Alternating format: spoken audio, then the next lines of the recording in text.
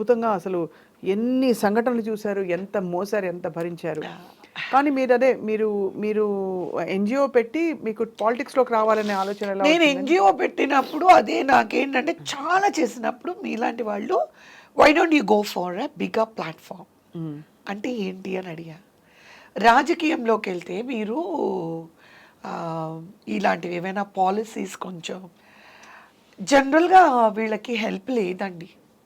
ఏ government కూడా చేయడం లేదు.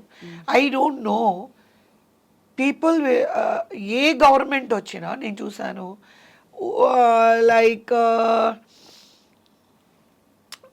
ఏమంటారండి ఫ్రీ ఆఫ్ ఎడ్యుకేషన్ అంటారు, ఫ్రీ మెడికల్ అంటారు. కానీ ఎందుకు ఏ గవర్నమెంట్ కూడా హ్మ్. ఇలాంటి పిల్లలకి ఒక ఇన్స్టిట్యూషన్ ఎందుకు పెట్టడం లేదు? సీ వరల్డ్‌లో where is the best institution అని తెలిసినప్పుడు I came to know it is in England, in London. హ్మ్. నేను అక్కడికి వెళ్ళా. హ్మ్. నేను అక్కడికి వెళ్ళి ఎలా అలాగా 100 ఏకర్స్‌లో ల్యాండ్‌లో మీరు నమ్మరు ఎలా అంటే నాకు అది చూసిన తర్వాత అరే నేను రీహాబిలిటేషన్ అయితే బాగుండేమో అనిపించింది. హ్మ్. యూ వోంట్ బిలీవ్ అండి. ఎంటర్ అయిన తర్వాత అసలు ఎటువంటి రీహాబిలిటేషన్ కిడ్ కూడా will become alert and very అంత అలాంటి చూసి ఏం చేశాను, ఓకే నేను ఎందుకు ఇది స్టార్ట్ చేయకూడదు హైదరాబాద్లో అని చెప్పి వీళ్ళు కూడా అలా అనేటప్పటికీ నేనేమనుకున్నాను, రాజశేఖర రెడ్డి గారి దగ్గరికి వెళ్ళి నన్ను ఎవరో అంటారు కదా 5 ఏకర్స్ ఇస్తారంట, మీరు 5 ఏకర్స్ అక్కడ 100 అంటే అది అది ఇంగ్లాండ్ లండన్ అది, ఇక్కడ మీరు 5 ఏకర్స్ మీరు అప్లై చేయొచ్చు తీసుకుని నేను ఆల్రెడీ మాట్లాడుకొని వచ్చాను. ఆ ఫార్మేట్ తీసుకొని వచ్చి వాళ్ళే సెట్ చేసిస్తారు మనకి. హ్మ్. హ్మ్. హ్మ్. సెట్ చేసి లైక్ నేను చాలా హోంవర్క్ చేశాను. సెట్ చేసి దాన్ని అది ఒక అంటే I don't want to reveal anything because A government అయినా సపోర్ట్ చేస్తే I want to do this. So I don't want to reveal lot. మీకు ఒక చిన్న ఒక ఇది మాత్రం అర్థమైంది. అవును. చెప్తాను. అవును. ఆ ఫార్మేట్ నా దగ్గర ఉంది. హ్మ్. అది కనుక నేను ఏ గవర్నమెంట్ అయినా నాకు సపోర్ట్ చేస్తే definitely that is my life ambition. Mother Teresa గారు కలకటాలో ఎలా చేశారో అలాగా డెఫినెట్లీ నా జీవితాంతం నా పేరు మాత్రం ఉంటుంది. అది నేను గొప్పగా నేను చెప్పగలను. ఆ ఉద్దేశంతోనే నేను ఆ, రాజశేఖర రెడ్డి గారిని వెళ్ళి కలిశాను. ఫార్మేట్ ఇచ్చాను నేను. అంటే ఫార్మేట్ కాదు లైక్ నేను పలానాది చెయ్యాలి అనుకుంటున్నాను అని చెప్పి నేను ఆఫీస్లో ఇచ్చాను. అది నాకు తెలీదు. ఈ రాజకీయాలు నాకు తెలీదు. న్యూస్ ఛానల్స్ కూడా నాకు ఎప్పుడు నేను చూడను. నాకు తెలీదు. న్యూస్ ఛానల్స్ గురించి కూడా తెలీదు.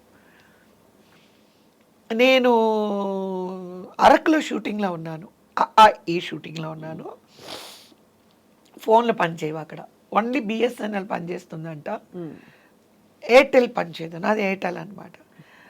షూటింగ్ మాకు రైల్వే ట్రాక్లో షూటింగ్ జరుగుతుంది. అయిపోయిన తర్వాత రూమ్కి వస్తే అందరూ అప్పుడు నా ఫోన్ పనిచేయడం మొదలుపెట్టింది. చూస్తే ఎంతమంది ట్రై చేస్తున్నారు.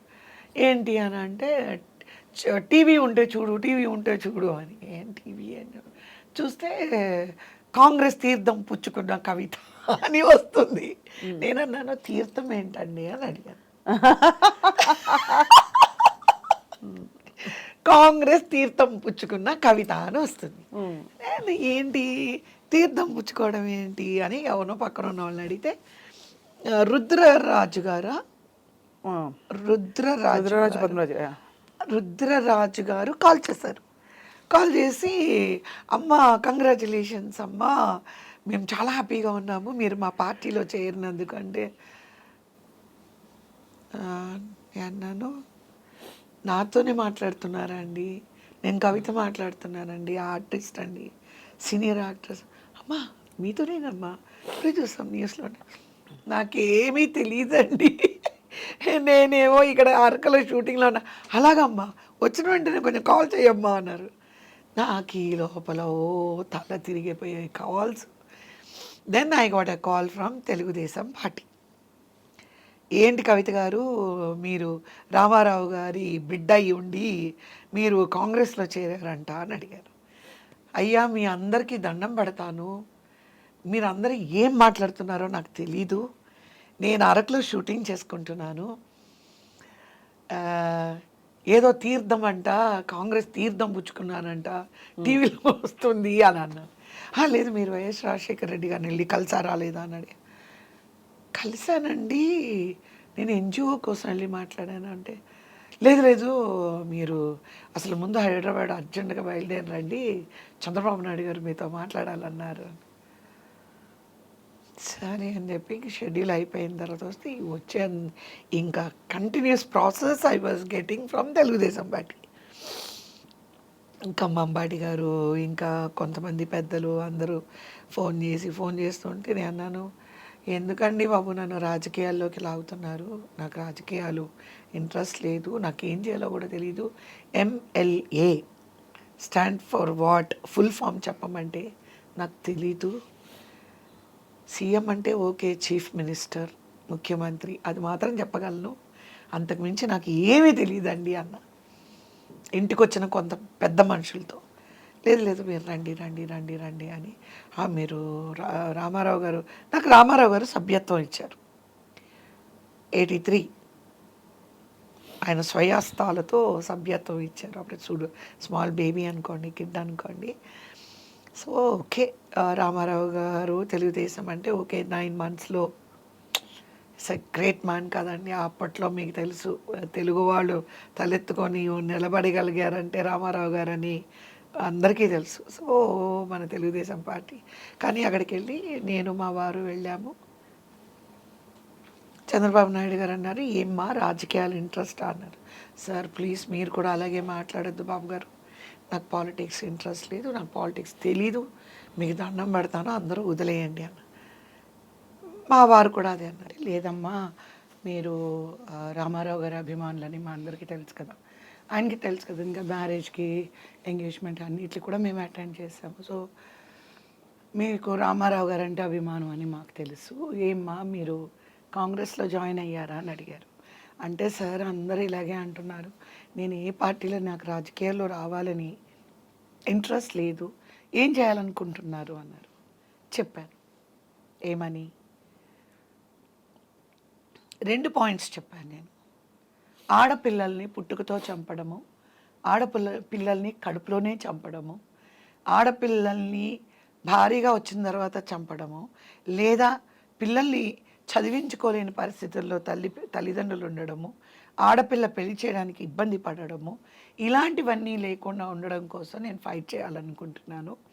ఇంకొకటి, రీహెబిలిటేషన్ ఉన్న ఏ పిల్లలకైనా కంప్లీట్, అది బిర్లా కొడుకుకైనా అదే ట్రీట్మెంట్ ఉండాలి, మా వాచ్మెన్ వాళ్ళ బిడ్డ అయినా అదే ట్రీట్మెంట్ ఉండాలి. అలాంటి ఒక సొసైటీ నేను పెట్టాలి అని అనుకుంటున్నాను. దాని మీద గవర్నమెంట్ ద్వారా కూడా నేను హెల్ప్ తీసుకోవాలనుకుంటున్నాను.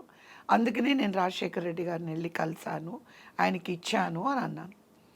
సరేనమ్మా, మీకు పాలిటిక్స్ నిజంగానే మంచి ప్లాట్ఫామ్ అవుతుంది, మీరు తెలుగుదేశం పార్టీ ద్వారా మీరు వర్క్ చేయండి, నేను మిమ్మల్ని ఎమ్మెల్యే చేసి మిమ్మల్ని మినిస్టర్ని చేసి మీకు డెఫినెట్గా సముచిత స్థానం కల్పించి మీరు ఏ అంబిషన్తో ఉన్నారో ఆ అంబిషన్ ఫుల్ఫిల్ అయ్యేలాగా చేస్తాను అన్నారు. అంటే నేను అన్నాను, నాకు ఎమ్మెల్యే అంటే కూడా నాకు మీనింగ్ తెలియదండి, ఉన్నది చెప్పాలి, మీరు నేర్చుకుంటారమ్మా, మీరు చాలా తొందరగా చాలా ఫాస్ట్గా అన్నీ నేర్చుకుంటారు, ఆ నమ్మకం మాకు ఉంది అని అంటే, మా హస్బెండ్ కూడా మాట్లాడితే మా హస్బెండ్ అన్నారు, no no no don't treat her like,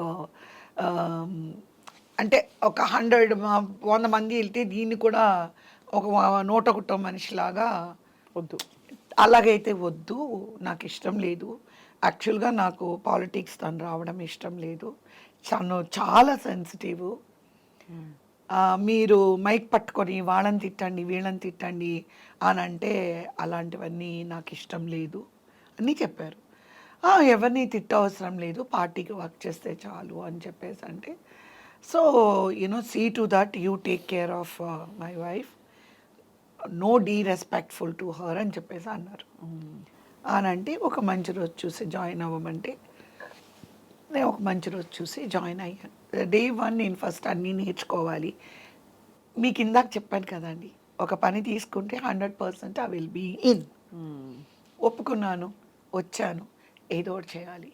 ఇంకా అది అన్నీ అప్పుడు వాటర్ ప్రాబ్లం ఉంది చాలా మెయిన్గా.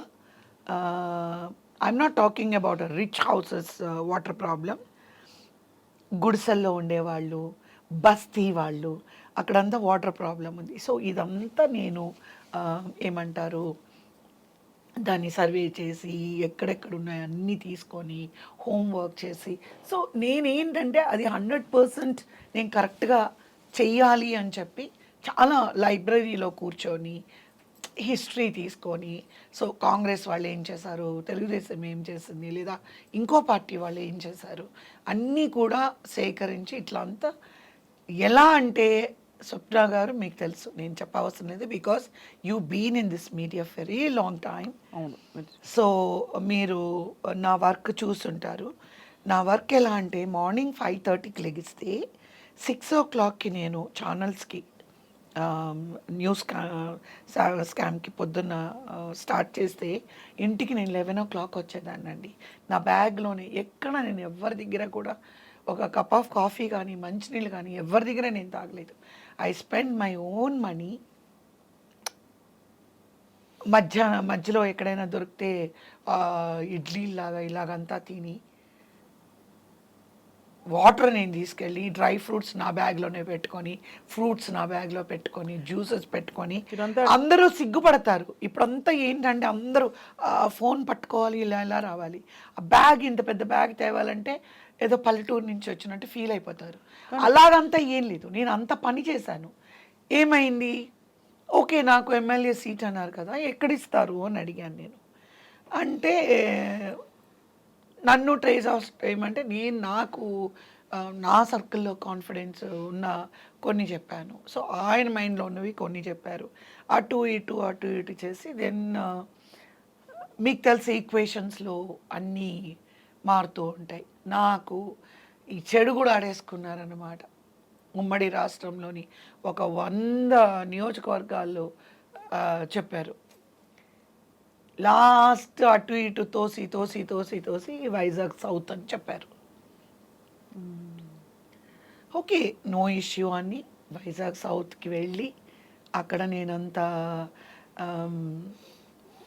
మొత్తం ఏమేం చేయాలి, ఎవరెవరిని కలవాలి, క్రిస్టియన్, ముస్లిమ్స్ అన్నీ ఉంటాయి కదండి, అన్నీ కార్యక్రమాలన్నీ చేశారు. కైండ్ ఆఫ్ ప్రచారం చేసుకున్నారు, క్యాంపెయినింగ్ చేసుకున్నారు, అంతా చేసుకున్నాను. ఇల్లు తీసుకున్నాను, ఆఫీస్ తీసుకున్నాను. ఇది ఏ ఎలక్షన్ ఇది? 2009 కాదండి. 9. రైట్. మొత్తం చేశారు. ఖర్చు చాలా పెట్టుకున్నాను.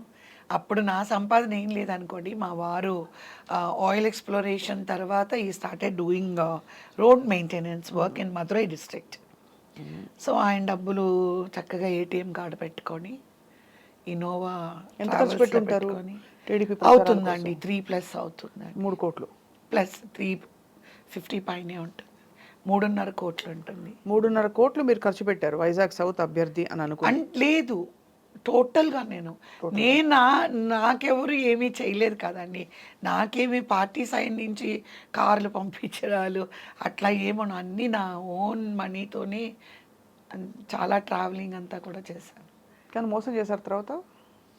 మోసం కంటే ఏదైనా పెద్ద వర్డ్ ఉంటే మాట్లాడచ్చేమో అని అనుకుంటున్నాను నేను. సో మోసం అని చాలా చిన్న వర్డ్ యూస్ చేస్తారు మీరు.